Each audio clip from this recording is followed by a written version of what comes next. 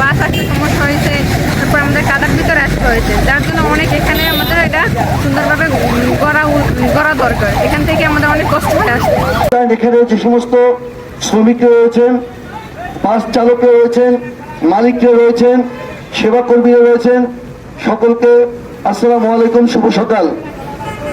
প্রিয় সাংবাদিক বন্ধুরা, আপনারা খেয়াল করছেন, আপনারা জানেন, আপনারা যেহেতু পটুয়াখালী নিউজগুলো বিট করেন, আপনারা দেখেন যে এখানে একটা বৃষ্টি একটা অবস্থা। আপনারা যদি ক্লোজ দিয়ে এই ছবিগুলো নেন, এবং আমার একটা আকাঙ্ক্ষা ছিল, আমি আমাদের পটুয়াখালী জেলার সদস্য সচিবকে বলেছিলাম যে একটা মানববন্ধন করবো, এবং এটা বৃষ্টি পেলে খুবই ভালো। আল্লাহ আমাদের সেটা কবুল করছেন যে বৃষ্টির মধ্যে আমরা দেখতে পাচ্ছি যে আমার ভাইয়েরা বোনেরা যারা এখানে প্যাসেঞ্জার, এই যে পানি দেখেন সামনে, এই পানির ইয়েতে এই যে কষ্ট, এই যে দুর্ভোগ, আমাদের এখানে কথা আসছে, নেতৃবৃন্দ বলেছেন, ডিসি সাহেবকে অ্যাড্রেস করে বলেছেন, আসলে কি যে বাংলাদেশটা এমন একটা দেশ, এখানে লড়াই সংগ্রাম না করলে, এখানে ধাক্কা না দিলে, এখানে চিৎকার না করলে, এখানে বিপ্লব না করলে কোনো কিছু আপনে হয় না।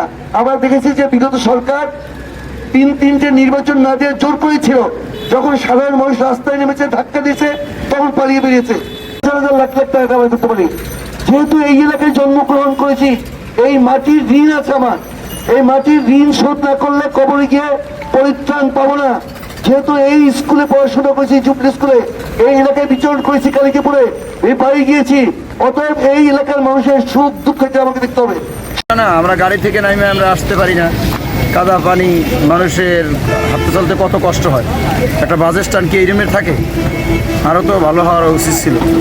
আমাদের অনেক অসুবিধা, একটু ভালো হইতো তাহলে আসা আমাদের জন্য সহজ হইতো। প্রত্যেকটা জায়গায় মানুষের প্রত্যেকটা জায়গায় ঠিকমতো সাদা পাঞ্জাবি নিয়ে আসা যায় না, অনেক ময়লা হয়ে যায়।